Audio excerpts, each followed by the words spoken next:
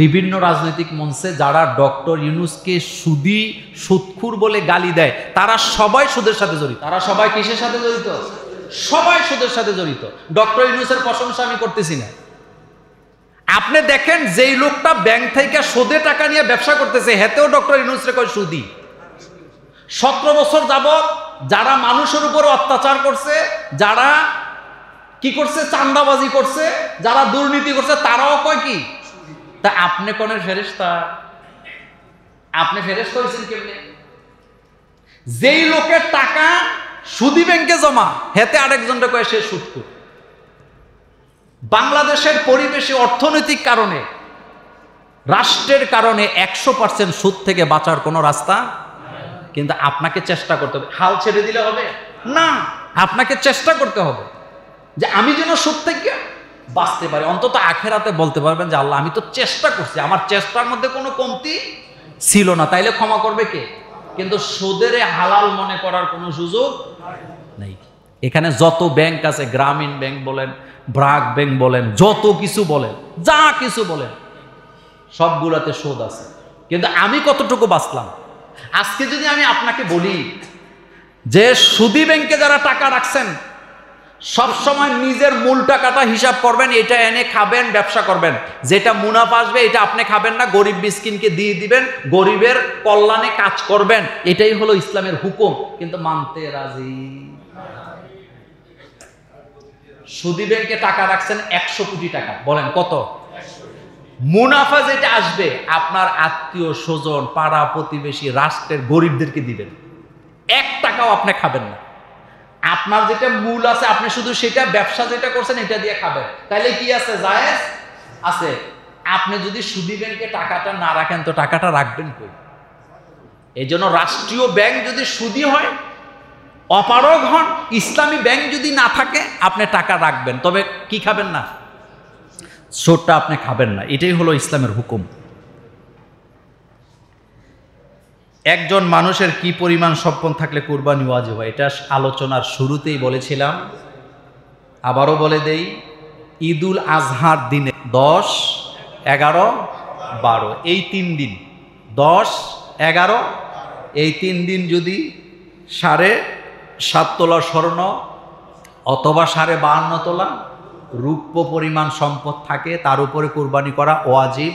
অথবা এই সময়টাতে তার যদি কুরবানি দেওয়ার তৌফিক থাকে, কুরবানি দেওয়ার মতো সম্পদ থাকেন, তাহলে উনি কি দিবে? কুরবানি দিবেন। কারণ রাসূল সাল্লাল্লাহু আলাইহি ওয়াসাল্লাম কখনো কুরবানি ছেড়ে দেন নাই। রাসূল মদিনাতে 10 বছর টানা 10 বছর কুরবানি করছেন। 10 বছর টানা কয় বছর কুরবানি করছেন?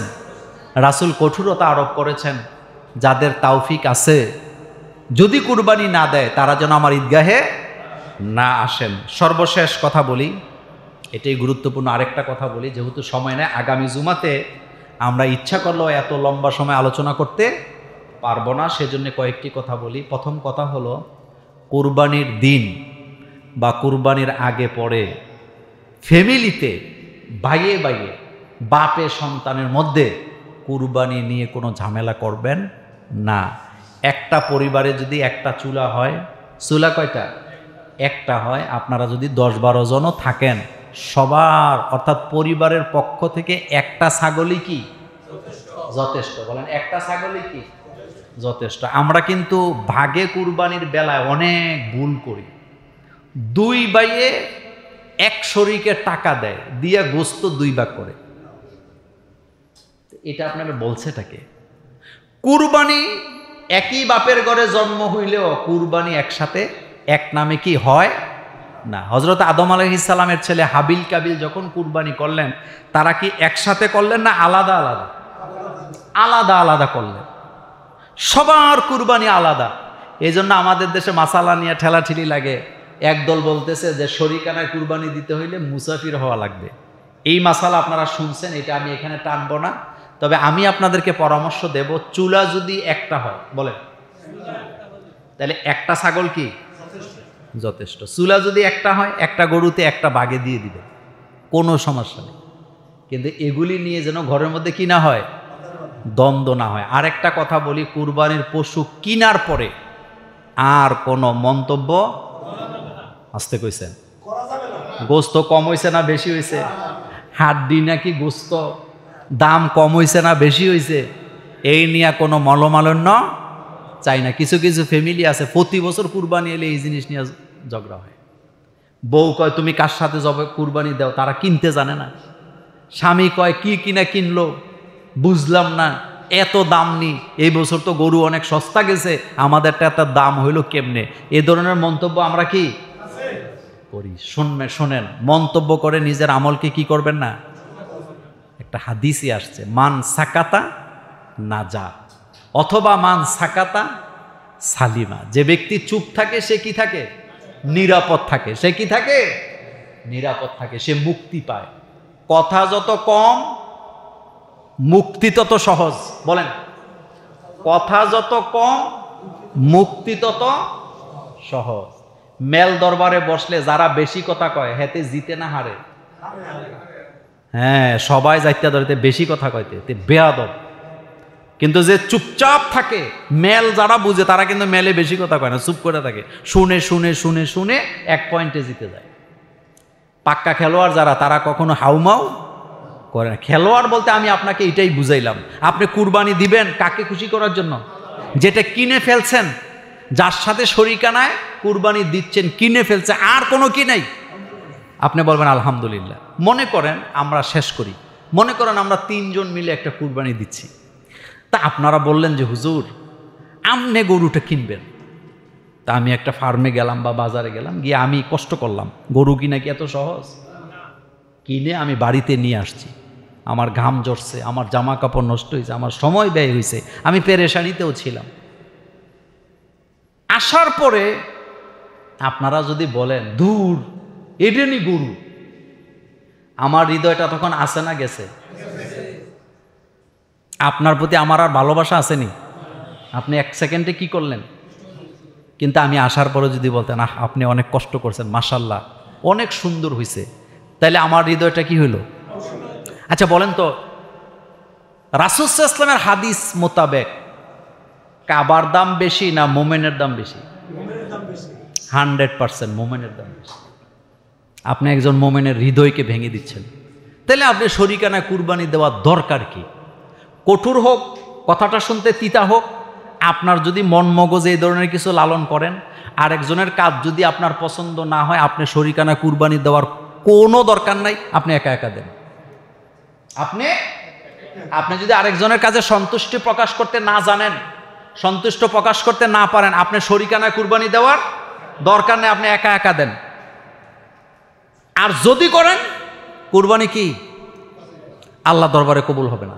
সুদী ব্যাংকে একটা লোক চাকরি করে, কিন্তু তার ডিউটির মধ্যে হালালও আছে হারামও আছে, তার টোটাল টাকাটা আপনি হারাম বলার কোনো সুযোগ নেই। সুদী ব্যাংকে জব করে কুরবানি দিলে কুরবানি হালাল হবে কিনা? যার কামাইটা হারাম তার কুরবানি হবে না। কিন্তু একটা কথা মনে রাখবেন, ব্যাংকিং বিষয়টা খুবই সেনসিটিভ একটা জিনিস, এটা আমরা অনেকে গোলায় ফেলি।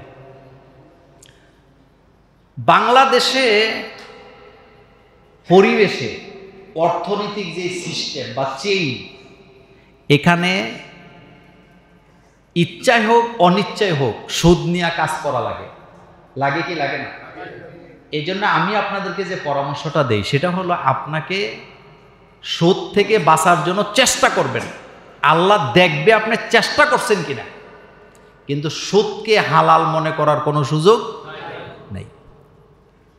ইসলামী ব্যাংক বাংলাদেশ ব্যাংকের সাথে ব্যবসা করতে বাধ্য, এটা আপনারা জানেন তো।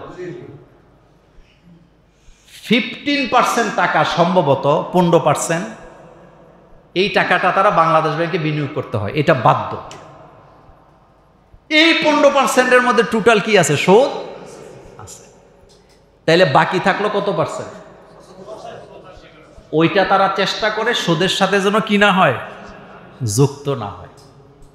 সেজন্যে সুদী ব্যাংকে একটা লোক চাকরি করে, কিন্তু তার ডিউটির মধ্যে হালালও আছে হারামও আছে, তার টোটাল টাকাটা আপনি হারাম বলার কোনো সুযোগ নেই। সুদী ব্যাংকে একটা লোক চাকরি করে, কিন্তু তার ডিউটির মধ্যে হালালও আছে হারামও আছে, তার টোটাল টাকাটা আপনি হারাম বলার কোনো সুযোগ নেই। তবে আমরা পরামর্শ দেই, আপনি যদি সুদী ব্যাংকে চাকরি করেন তাহলে আপনি চেষ্টা করবেন এখানে থেকে একটা হালাল চাকরি খোঁজার জন্য, ততদিন করবেন যতদিন আপনি আরেকটা চাকরি না পান। কিন্তু এই ফতুয়াতে আরেকটা সমস্যা আছে, সেটা হলো আমাদের দেশে সুদী ব্যাংকের সংখ্যাটা কম নাকি বেশি? কত বেশি?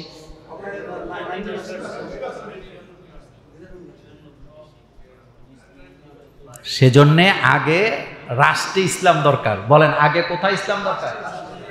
রাষ্ট্রে ইসলাম না আসলে সুদ থেকে জাতিকে মুক্ত করার কোনো রাস্তাই নেই।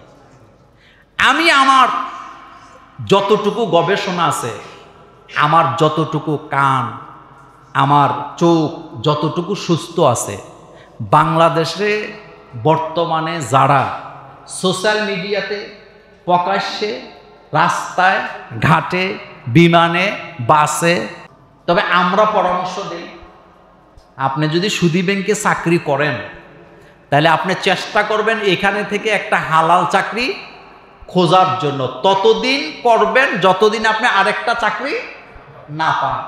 কিন্তু এই ফতুয়াতে আরেকটা সমস্যা আছে, সেটা হলো আমাদের দেশে সুদী ব্যাংকের সংখ্যাটা কম নাকি বেশি? কত বেশি?